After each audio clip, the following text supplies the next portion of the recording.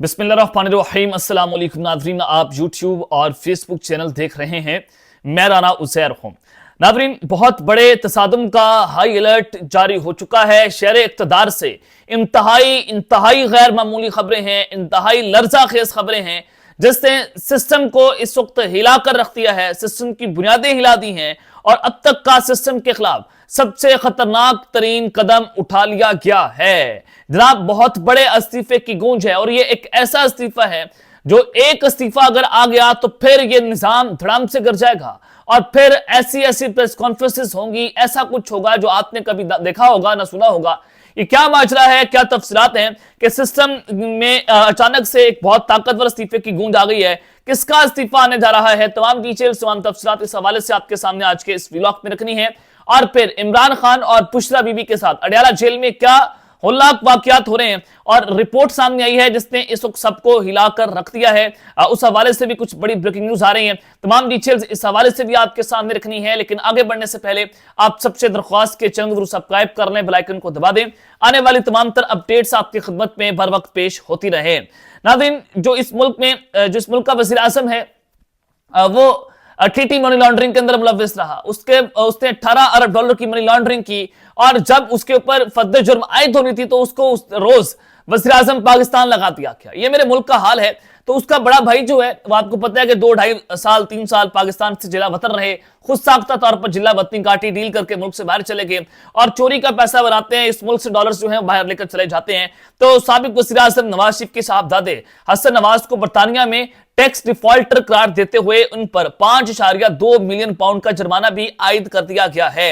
ये बरतानवी हुकूमत ने ताज़ा फहरिस्त जारी की है, उसमें नवाज शरीफ के बेटे को टैक्स डिफॉल्टर करार दे दिया है और आप इनकी चोरी का यहां से अंदाजा लगा सकते हैं कि ये बरतानिया के अंदर भी टैक्स चोर हैं। पाकिस्तान में तो है ही है, बरतानिया को भी चुना लगाने की कोशिश कर रहे थे, लेकिन बरतानिया में रूल ऑफ लॉ है, वहां पर जनाब जो है वो कानून की हुक्मरानी है, तो लिहाजा आप ऐसा वहां पर नहीं कर सकते। हसन नवाज ने 5 अप्रैल 2015 से 6 अप्रैल 2016 तक तकरीबन 9.4 मिलियन पाउंड का टैक्स अदा नहीं किया, तो लिहाजा अब उन पर यह जुर्माना आयद कर दिया गया है और सरकारी वेबसाइट पर भी तफसीलात को शेयर किया गया है। अब दूसरी जानिब जनाब एक और आम खबर है कि इमरान खान साहब को बहुत सारी ऑफर्स तो हो रही हैं। देखें, इस वक्त सारे ये सोच रहे हैं कि इमरान खान क्या सोच रहा है, चाहे हमारे मुल्क के ताकतवर हो, चाहे इस मुल्क की गवर्नमेंट हो, ब्यूरोक्रेसी हो, मीडिया हो, ये पूरे 2 साल से ये मीडिया सर्कस बनी हुई है कि इमरान खान क्या सोच रहा है, इमरान खान क्या करने जा रहा है, फिर उसके मुताबिक जो फैसले होते हैं। आपने हालिया इजलास देख लिया कि आपने ऑल पार्टीज कॉन्फ्रेंस इस वजह से नहीं बुलाई कि आपको इमरान खान को बुलाना पड़ना था।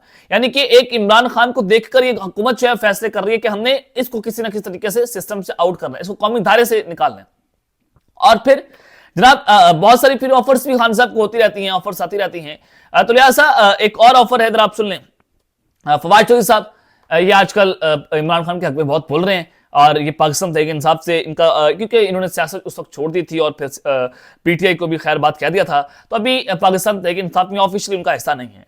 तो फवाद चौधरी साहब ने मशवरा दिया है कि बेहतर है कि कौमी हुकूमत तश्कील दी जाए। कौमी हुकूमत क्या, इमरान खान कौमी हुकूमत को तस्लीम कर लेंगे? इसका सादा सा जवाब है कि वो कौमी हुकूमत को तस्लीम नहीं करेंगे, क्योंकि वो कहते हैं कि मैंडेट वापस किया जाए। जिस हुकूमत को अवाम ने मैंडेट दिया या जिसको अवाम ने मैंडेट दिया, जिस पार्टी को, उसका मैंडेट वापस लाया जाए। तो लिहाजा कौमी हुकूमत फिर कैसी होगी जिसके पास मैंडेट नहीं है, जो फॉर्म 47 के ऊपर आए हुए हैं, तो आप कौन सी कौमी हुकूमत की बात कर रहे हैं? वाजपेयी साहब ने मशवरा दिया है, तो लिहाजा ये उनका मशवरा है कि कौमी हुकूमत बनाई जाए, वज़ीर आज़म तब्दील कर दिया जाएगा और फिर उसके मुताबिक कंसेंसस के साथ एक वज़ीर आज़म हम लाएंगे जिसमें तमाम जमातें जो है वो ऑन बोर्ड होंगी। तो लिहाजा हम ये काम कर सकते हैं, लेकिन इमरान खान उसके लिए तैयार नहीं है। उन्होंने कहा कि कौमी हुकूमत तश्कील दी जाए और पाकिस्तान को आगे लेकर चलें। ये जो है वो पाकिस्तान तहरीक इंसाफ पर उन्होंने कहा कि सबसे ज्यादा केसेस चल रहे हैं, अगर इमरान खान और हम दहशतगर्द हैं तो फिर बात ही खत्म हो गई है। कौमी सलामती कमेटी के इजलास में इमरान खान को नहीं बुलाया गया तो महमूद खान चकज़ई भी नहीं आए। बेहतर है कि एक कौमी हुकूमत तश्कील दी जाए, पाकिस्तान को आगे लेकर चलें। अब तक बहुत नुकसान हो चुका है, हमारी लीडरशिप में वो चीज नहीं आई कि वो लोगों को इकट्ठा कर सके। और फिर ये आप एक बात बताएं, देखें इस वक्त 2.5-3 करोड़ इमरान खान का वोटर है जिसने इमरान खान को वोट दिया है, तो लिहाजा इमरान खान के पीछे 3-4 करोड़ लोग तो चल रहे हैं ना। आप अगर उसको बुला लेते तो क्या ये पाकिस्तान को मुस्तहकम नहीं कर सकता था? क्या ये कौमी यकजहती का पैगाम ना जाता? लेकिन खैर ये फैसला हो गया, अब तो इजलास भी हो गया, तो हमारा आवाज उठाना, हम तो आवाज ही उठा सकते हैं, हम उसके लिए और क्या कर सकते हैं, हम ताकतवर नहीं हैं। तो खैर जनाब अब खबर मैं आपको देना चाहता हूं के एक बड़े ताकतवर इस्तीफे की गूंज है और अब तक का ये सबसे खौफनाक तरीन तसादुम का हाई अलर्ट जारी हो चुका है। जनाब, बात शुरू होती है जस्टिस सरदार एजाज इसहाक खान साहब ने अपने लॉ क्लर्क को कहा कि जाएं आप अडयाला जेल में जाकर मुलाकात करें। अदालती कमीशन, एक रुकनी अदालती कमीशन बनाया गया। सकीना बंगश साहिबा जाती हैं, 2.5 घंटे उनको जिक्र अखबार किया गया, सुपरिटेंडेंट के जेल में अडयाला जेल के कमरे में बिठाया गया और 2.5 घंटे जिक्र अखबार करने के बाद उनको इमरान खान से मुलाकात नहीं करने देगी, तो लिहाजा वो वापस आ गई। जाहिर है वो प्रेस कॉन्फ्रेंस तो नहीं कर सकती थी, मैंने ये खबर आपको दी भी थी। तो बाहर आकर उन्होंने अब जज साहब को, जस्टिस सरदार एजाज इसहाक खान को रिपोर्ट जमा करवा दी कि मुझे इमरान खान से मिलने नहीं दिया गया। तो आज बहुत सख्त तरीन रिमार्क्स जस्टिस सरदार एजाज इसहाक खान के, और ये तारीख का हिस्सा बने, यानी कि जस्टिस मंसूर अली शाह के बाद अगर कोई दूसरा जज खड़ा हो गया सिस्टम के खिलाफ, वो जस्टिस सरदार एजाज इसहाक खान है। तो लिहाजा ये आपको मैं बताना चाहता हूं कि डोगर कोर्ट कर क्या रही है। जस्टिस सरफराज डोगर साहब को चीफ जस्टिस वहां पर क्यों लगाया गया? जनाब, हुआ ये कि आज कॉज लिस्ट ही मंसूख कर दी गई। जस्टिस सरदार एजाज इसहाक खान के पास जो ये केस लगा हुआ था, जो मिसाल यूसुफजई की मुलाकात के हवाले से था, वो किसी और जज के सामने लगा दिया गया।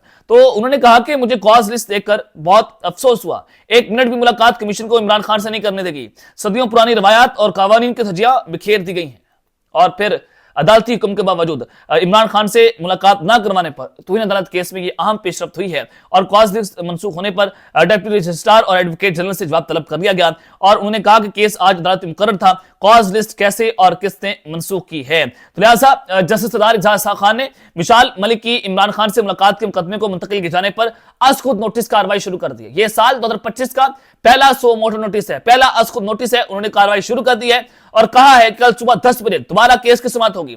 वाज़ेह कर दूं कि कॉज लिस्ट में ना भी मुकर्रर हुआ तब भी कल केस की समाअत करूंगा। तो लिहाजा ये वो जो है अपने चीफ जस्टिस के सामने खड़े हो गए हैं कि ये चीफ जस्टिस के ऑफिस से जो है वो ऑर्डर जारी किया गया था कि इसकी कॉज लिस्ट मनसूख की जाए और ये केस किसी और जगह पर मुंतकिल किया जाए। तो लिहाजा उन्होंने कहा कि कॉज लिस्ट मनसूख करने की बजाय आप मेरी अदालत की बुनियादें और जो है वो बारूद से उड़ाकर रखते थे तो वो बेहतर होता।